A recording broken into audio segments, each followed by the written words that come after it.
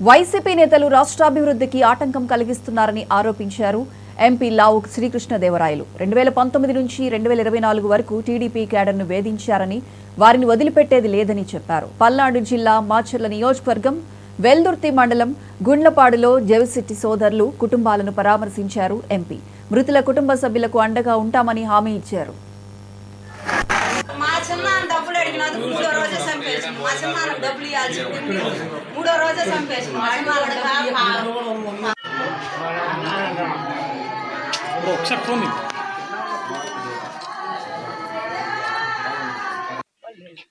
మీ అందరికి నమస్కారం. మీ అందరికి దయింటే మాకు చెప్పండి. వాళ్ళ ఊళ్ళోకి వస్తే మటుకు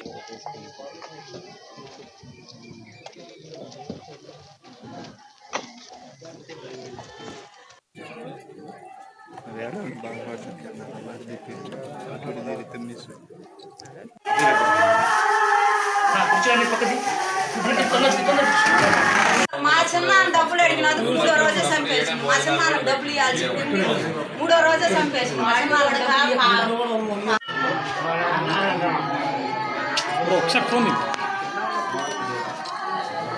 సంవత్సరం గడిచింది కూటమి అధికారంలోకి వచ్చి. ఈ సంవత్సరం పాటు కూడా ముఖ్యమంత్రి గారు చాలా క్లియర్ గా చెప్పడం జరిగింది. సరే 2019-24 ఎవరినైనా ఇబ్బంది పెట్టినా, ఎవరినైనా కేసులు పెట్టినా ఇవన్నీ కూడా చట్టపరంగా ముందుకు వెళ్దాం, అంతేగాని ఎటువంటి పరిస్థితుల్లో కూడా చేతుల్లోకి తీసుకోవద్దు న్యాయాన్ని అని చెప్పి ఆయన చాలా క్లియర్ గా చెప్పారు. అదే విధంగా పోలీసులు కూడా పల్నాడు జిల్లాకు సంబంధించి పోలీసులు కూడా ఎక్కడా కూడా తప్పుడు కేసు పెట్టిన దాఖలు మాత్రం ఈ సంవత్సరం పాటు ఎక్కడా లేవు. ఎందుకు ఇదంతా చెప్తా ఉన్నాను అంటే, ముఖ్యమంత్రి గారి దృష్టి రాష్ట్రం అభివృద్ధి చెందాలి, పల్నాడు అభివృద్ధి చెందాలి, ఈ ప్రాంత ప్రజలు పైకి రావాలి, దానికి ప్రశాంత వాతావరణం ఉంటేనే అభివృద్ధి అనేది అందుతుంది అనే ఉద్దేశంతో ఆయన చేస్తా ఉన్నారు. ఆయనకు కూడా జరిగింది, ఆయనకు కూడా ఎన్నో అవమానాలు జరిగినాయి, ఆయన కూడా జైల్లో పెట్టారు.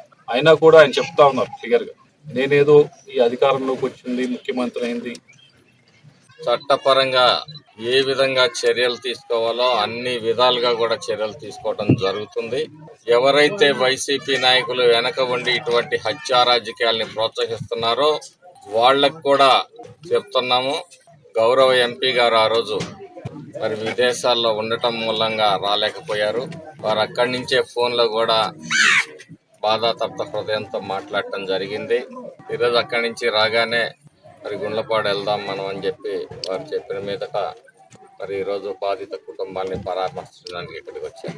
చట్టపరంగా ఏ విధంగా చర్యలు తీసుకోవాలి